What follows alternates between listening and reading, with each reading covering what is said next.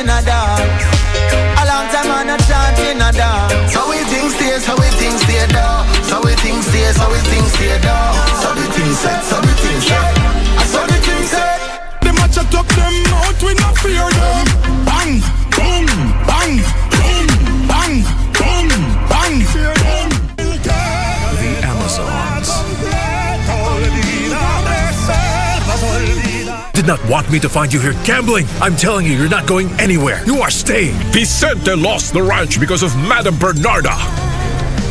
Prosecution accepts the evidence and requests that an arrest warrant be issued against Mr. Julio Flores, who is now the main suspect for the fraud committed against Mr. Victoriano Santos. Where did she go? I don't know. We've been looking for her. Where do you think you're going with her? I'm not going to tell you. You'll never break us apart.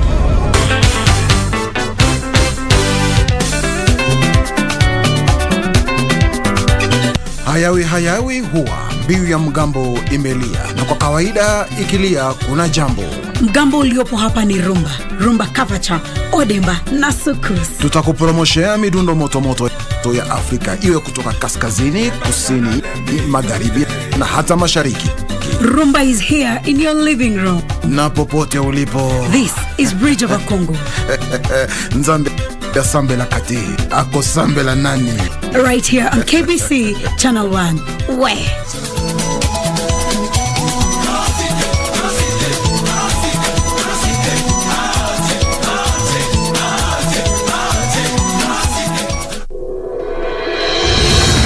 Rais Uhuru Kenyatta ameweka mikakati madhubuti na kuwekeza katika maendeleo ya nchi hii. A government that bakes a national cake that shall be big enough for all to share equitably. Miradi mingi imetekelezwa ili kuunda nafasi zaidi za ajira. Umetuchagua hapa town kama sisi masafala tufanye hii kazi. Kuboresha maisha. Hii maendeleo imetufanya masuri, hatuwezi chikwa na njaa. Na kustawisha taifa la Kenya. Ujumbe wangu kwa Rais Kenyatta ni kwamba pongezi sana kwa kazi nzuri uliyoifanya, na nchi inakusupport wewe, na wananchi pia tunaridhika sana na kazi zako unazofanya. Ungana nasi kwenye Project 254 kila Ijumaa saa 2:30 jioni kwenye runinga ya KBC Channel 1.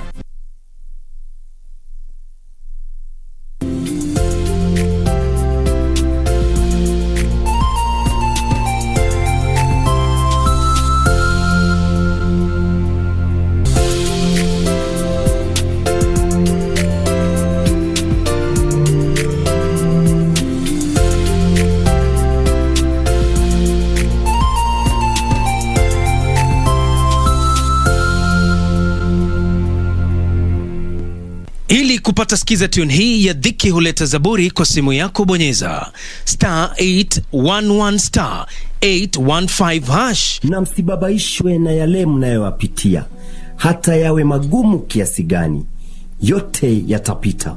La msingi ni kuweka tumaini letu kwa Mungu aliyetuumba. Katika kitabu cha Warumi 5:3, wala si hivyo tu, ila mnafurahia katika dhiki pia, mkijua ya kuwa dhiki kazi yake ni kuleta saburi. Amina. Ili kupata skiza tune hii, bonyeza *811 *815#, *811 *815#. Do you have a news story to share with KBC? Get in touch swiftly on email newsroom@kbc.co.ke, call 0723-892-654 or 0734-780-124.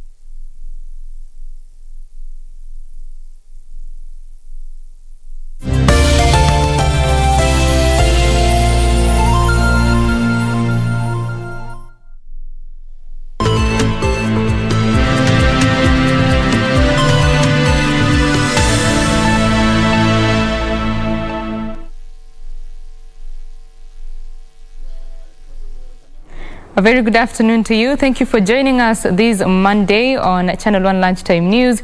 My name is Betty Kiptum. Now, a section of leaders in Narok has urged motorists to be extra vigilant on hotspots along the busy Mai-Mahiu-Narok highway, especially during the holiday season. Speaking during a fundraising, Narok Governor Samuel Oletunai condoled with families of 4 victims who perished in an accident, saying there is need for more signage on busy roads.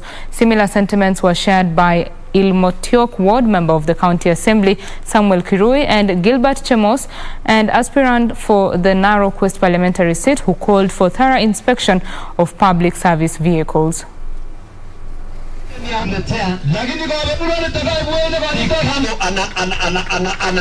Be cautious on the road. Drive slowly. Afadhali uende polepole na ufike na kujaribu kwenda haraka na usifike.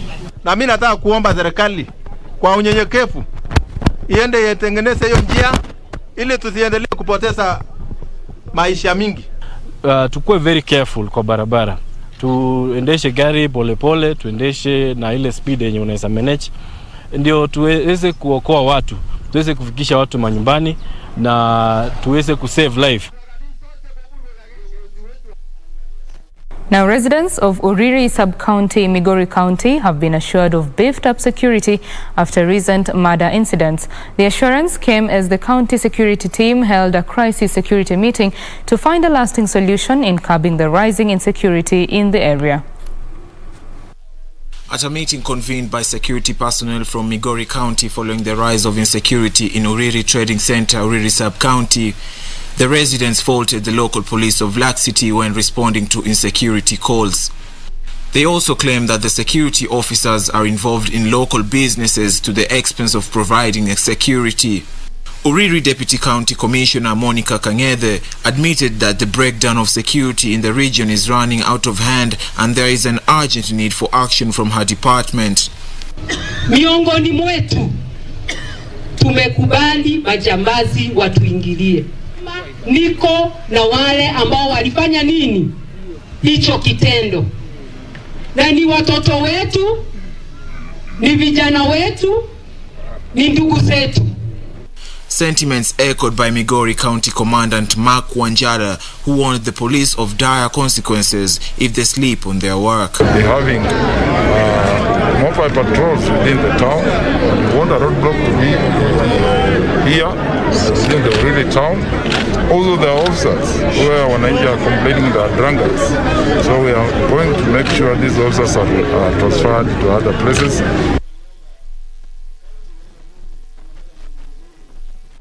Deputy County Commissioner Kiptum Ruto has challenged citizens who receive Head of State Commendation awards to be good ambassadors of the country. The administrator said by doing so, the awardees would inspire others to emulate them. Speaking after conferring the awards to 2 nominees from Busia County, the Deputy County Commissioner said the government will continue to support residents with such efforts. Also to call upon the others who are outside there. Each year, Mashujaa Day comes and it goes, and even Jamhuri Day. They should be prepared to assist the members of the community, development, welfare, and we shall not hesitate to recognize them.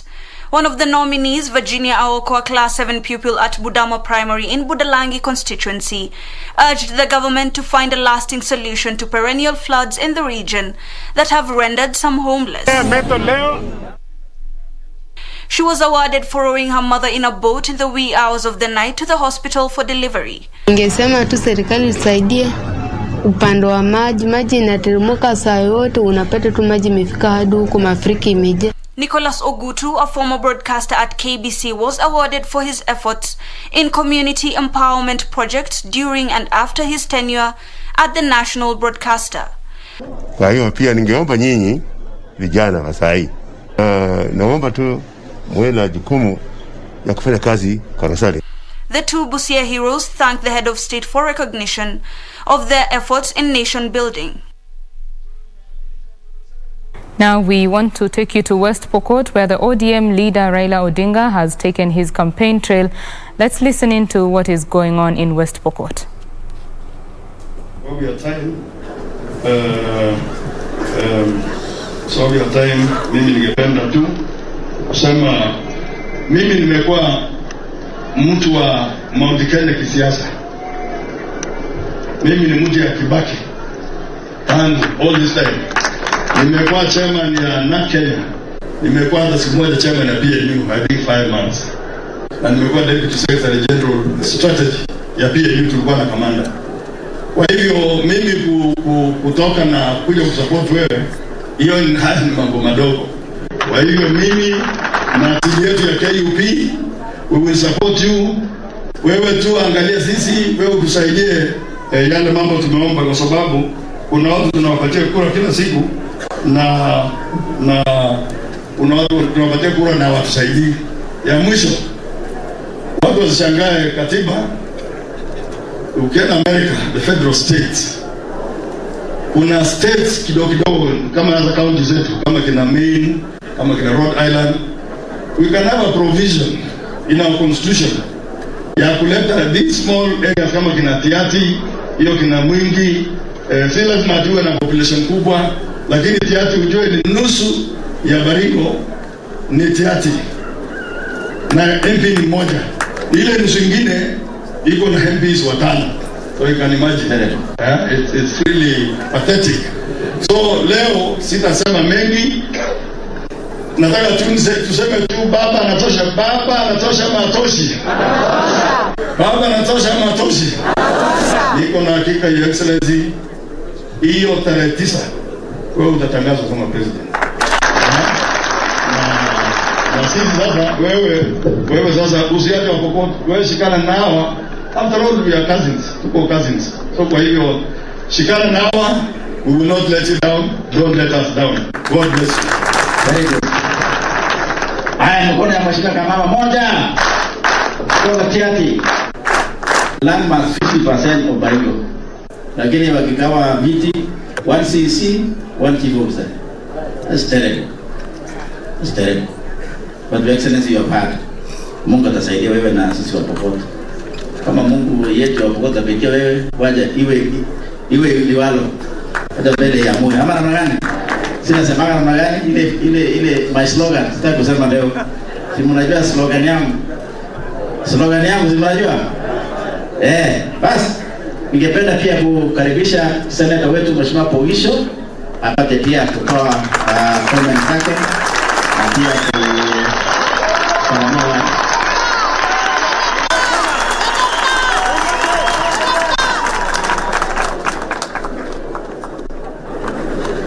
Basi Mheshimiwa Mheshimiwa Prime Minister, mimi ni wako. I am loyal to you. I'm loyal to His Excellency President Uhuru Kenyatta. Gavana wetu yuko hapa, viongozi wote wako hapa, gavana ambao wamekuja na wasalimu kwa heshima. Nyinyi nyote asanteni sana. Leo tuko katika kitu ambacho mimi naweza kuita pre-wedding,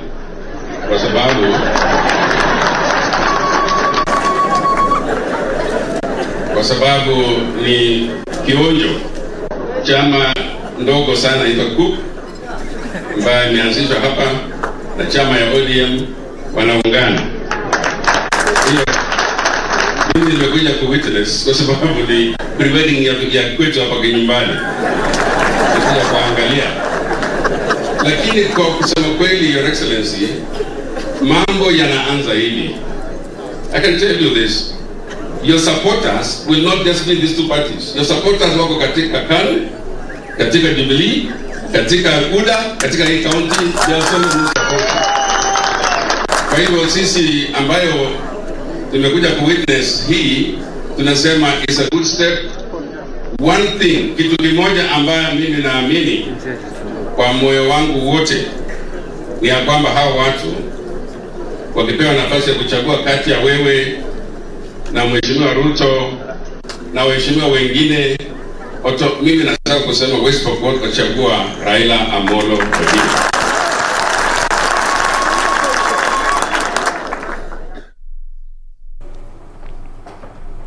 That is the West Pokot Senator Samuel Pogisho there speaking during the Azimio la Umoja just meeting there of the ODM leader Raila Odinga. He is meeting leaders there in West Pokot, and in case he speaks during this bulletin, we shall be bringing his speech to you now. Political leaders and administrators in Laikipia County are calling on elders from various communities to take the lead in efforts to end perennial banditry attacks in the region. The call was made during a series of peace meetings in Magadi, Survey and Naibor within the newly created Kirima sub-county.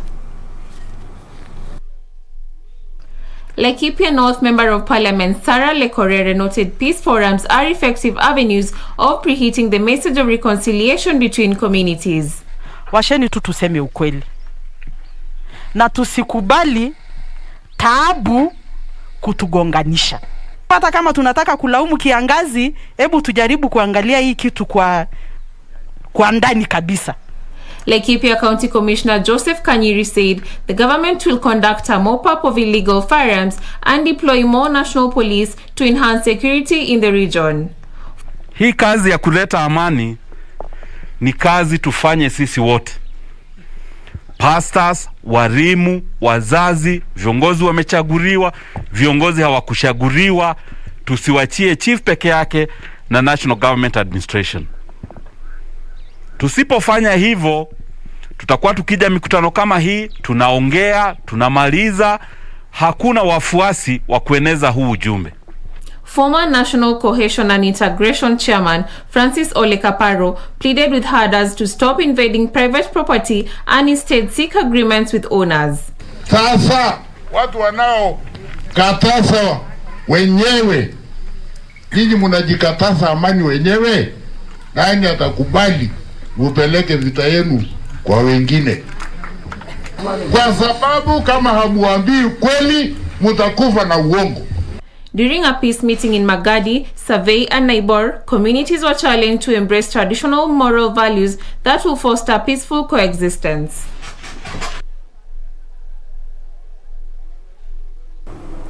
Now let's do the business. There's some news reaching us that the Nairobi Securities Exchange is set to delist the National Bank of Kenya effective the 25th of November 2021. Now investors, shareholders and the general public are asked to take note of the delisting that the National Bank of Kenya will be delisted from the NSE on November 25th, 2021. That's this Thursday. The delisting follows the successful takeover of 100% shareholding of NBK by the KCB Group PLC and NBK shareholders' approval. In other news, you will be able to lodge a claim in real time from a road accident seen following the launch of the claims registration application system by the Association of Kenya Insurers. The move is part of a strategy to curb insurance fraud. Data by the Insurance Regulatory Authority indicates that there were 45 reported cases of insurance fraud between January and June this year compared to 64 in a similar period of 2020. To stem this, the underwriter body has rolled out claims registration application system that will, among others, allow claimants to lodge claims in real time using their smart gadgets. The system is in the form of a mobile application that can be downloaded on smartphones. The association argues that the app will help curb fraud and other vices in the motor vehicle class of insurance business, and ultimately, this will quicken the time taken to settle motor vehicle insurance claims. The system has several features including insurance status verification at the point of registration, geolocation, picture and video capture of the accident, and users can as well dial service providers such as ambulances or towing services, and one can get notifications on the claims process. Insurers have in the past stated that cases of fraud in the form of multiple insurance contracts and claims on a single vehicle are rampant, as well as collusion by agents. Regina Manyara reporting for Lunchtime News. Now, the ICT Ministry has encouraged the youth to utilize technology to access global job opportunities and create jobs through innovation. ICT Chief Administrative Secretary Maureen Mbaka said the digital literacy program plans to benefit the country's younger generations in the long term, enabling the country to compete with first world countries for employment on the digital domain. So far, over 1 million devices have been distributed in over 22,000 public primary schools, covering 99% of schools in the country. Through the program, digital content is installed in the devices and other learning materials can be accessed in the Kenya Education Cloud. The CAS said electricity has been installed in over 24,000 schools and 300,000 teachers have been trained on digital tutoring. Over 1 million devices have been distributed in over 22,000 public schools, which is 99% of schools under the program.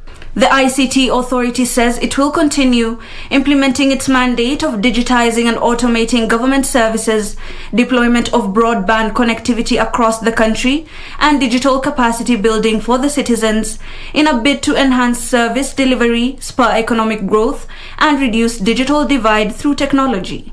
So as we focus to address technological issues, roll out the infrastructure of ICT across the country, we ask everybody else to support us, and so that we can have a country which in future will be digital ready and ready to compete with the rest of the world. Reporting for Lunchtime News, my name is Hibak Said.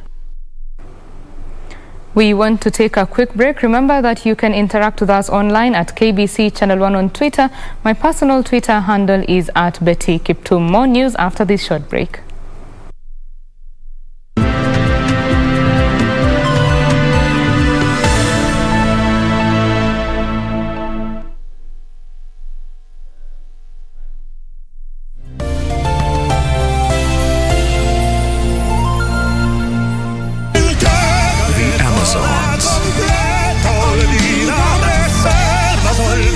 Did not want me to find you here gambling. I'm telling you, you're not going anywhere. You are staying. Vicente lost the ranch because of Madame Bernarda. Prosecution accepts the evidence and requests that an arrest warrant be issued against Mr. Julio Flores, who is now the main suspect for the fraud committed against Mr. Victoriano Santos. Where did she go? I don't know. We've been looking for her. Where do you think you're going with her? I'm not going to tell you. You'll never break us apart. You'll be watching as we wine and dine, and you will know you made a wrong move. If you don't treat me right, somebody's gonna get in line. Stay with me, baby. If the world was ending, you'd come over, right? You'd come over and you'd stay the night. Something sweet, everybody wanna feel like it. Long time on a DJ in a dance, a long time on a chant in a dance. So we think stay, so we think stay down. So we think stay, so we think stay down. So the thing said, so the thing said, I saw the king said. They match up them out, we not fear them. Bang, boom, bang, boom, bang, boom, bang, fear them. Log on to the KBC website at www.kbc.co.ke to get the latest breaking news, entertainment, sports, politics, lifestyle or business trends from Kenya and around the world. Never miss new episodes from your favorite TV shows, reruns and movies. Just stream online or watch live on your YouTube channel at KBC Channel 1 TV shows. For the day's biggest stories, trustworthy news and family entertainment, log on to KBC Channel 1. Watch what you want anytime, anywhere.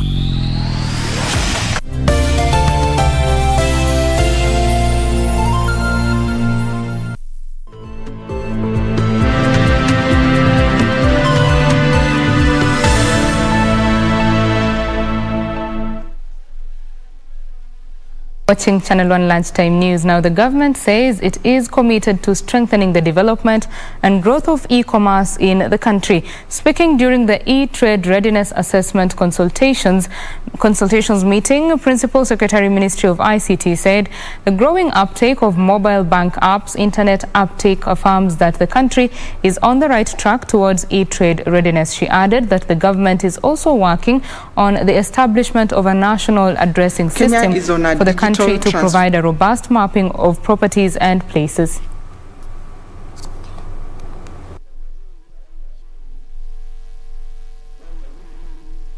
Kenya is on a digital transformation journey to to maximize the opportunities for sustainable economic development, and technology has been at the center of this transformation. We have achieved globally acclaimed digital solutions that have enhanced financial inclusion.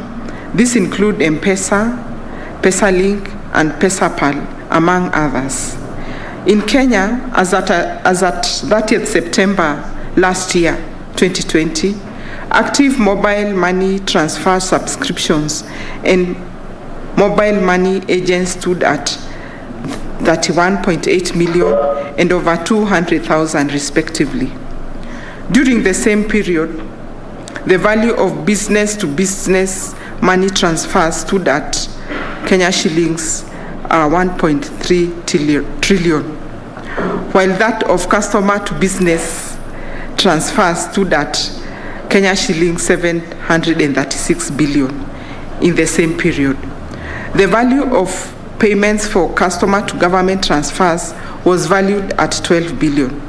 In terms of mobile and data penetration, the country has witnessed tremendous growth during the said period.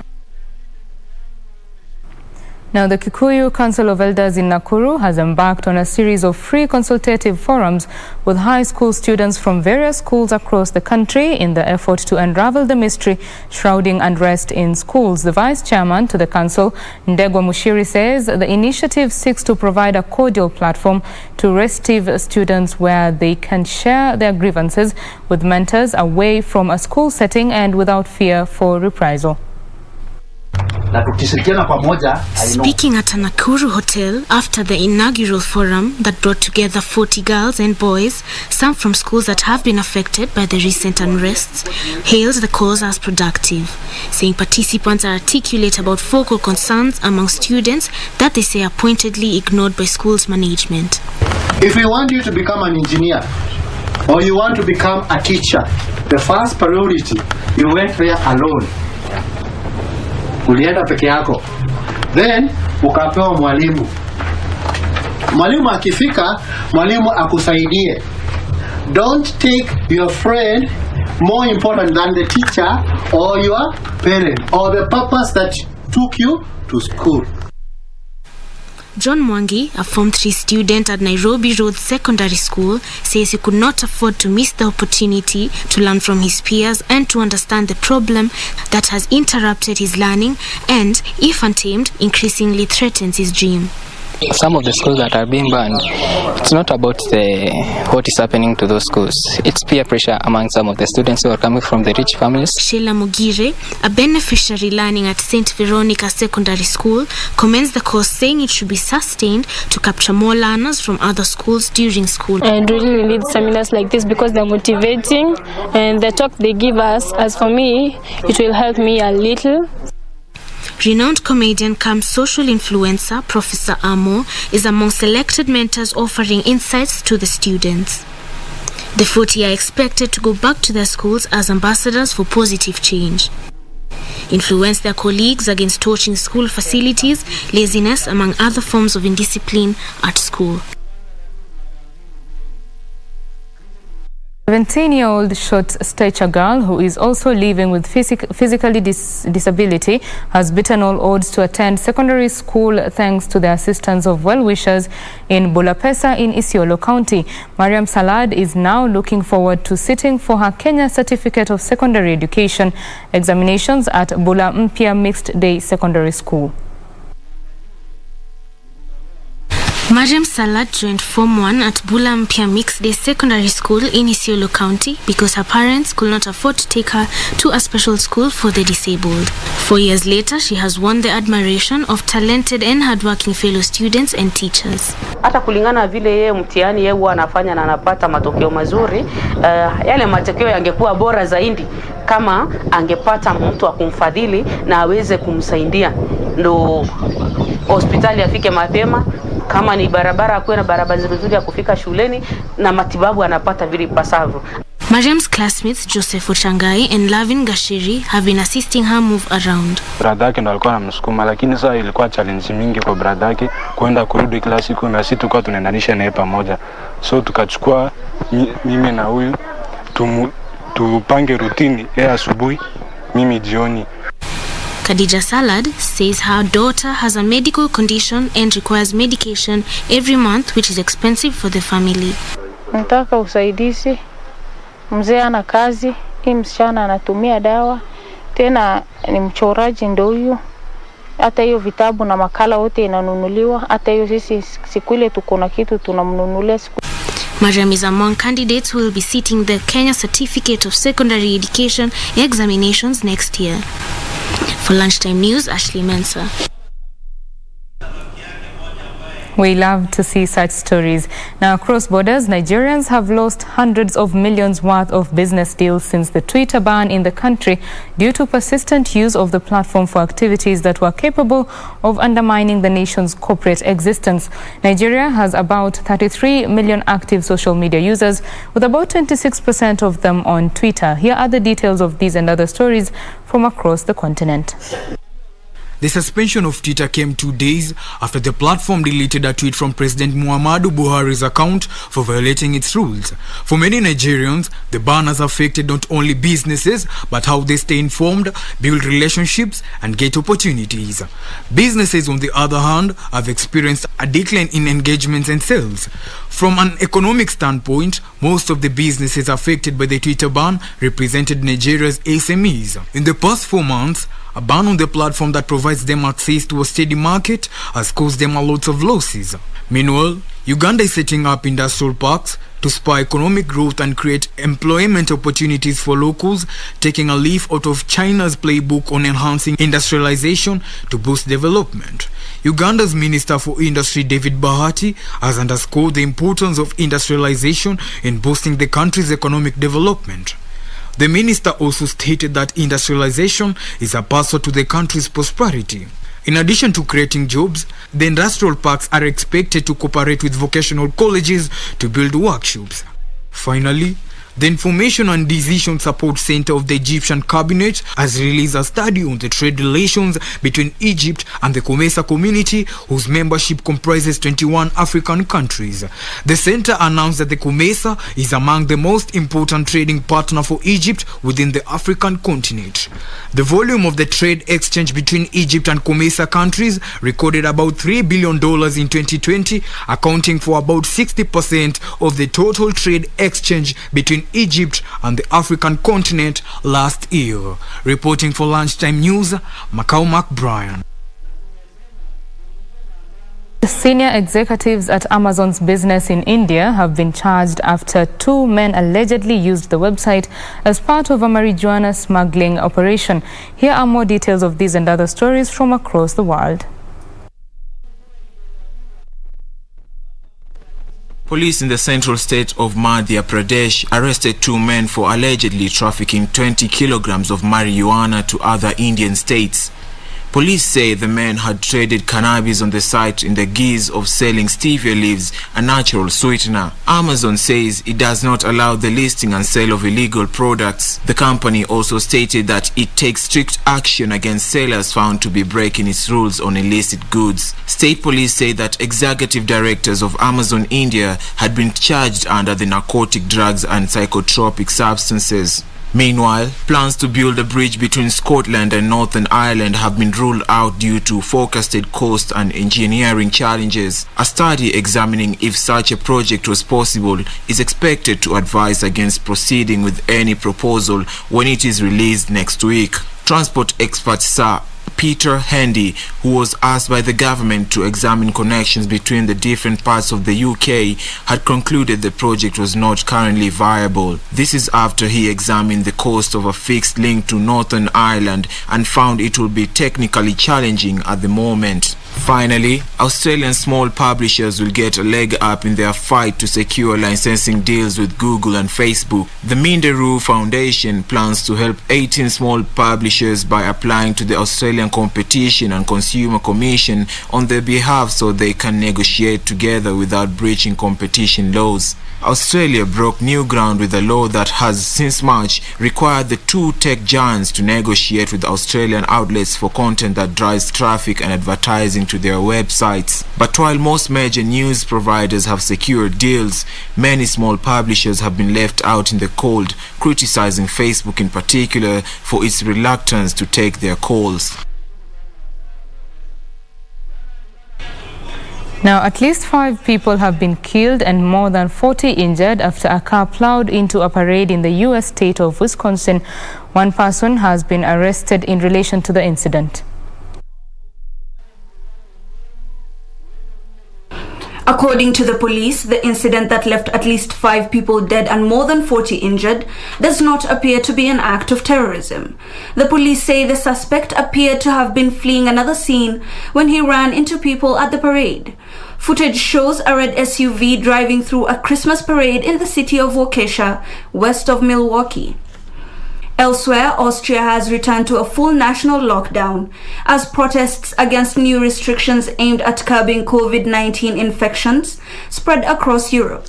The government has urged its citizens to work from home, and non-essential shops have closed.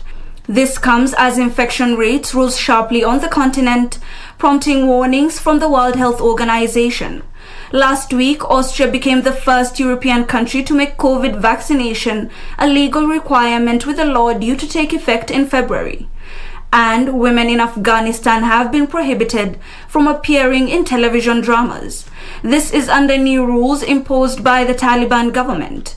Under the same rule, female journalists and presenters have also been asked to wear headscarves on screen, although the guidelines do not say which type of covering. And finally, a civilian coalition that nominated Sudan's ousted Prime Minister Abdallah Hamdok 2 years ago has refused to acknowledge any new deal after the reinstating of his house arrest. The Prime Minister appeared on TV to sign a new power-sharing agreement with coup leader General Abdel Fattah al-Burhan. Mass protests were observed on the streets of Khartoum as the security forces fired tear gas at protesters marching towards the presidential palace and demanding the military's complete withdrawal from politics.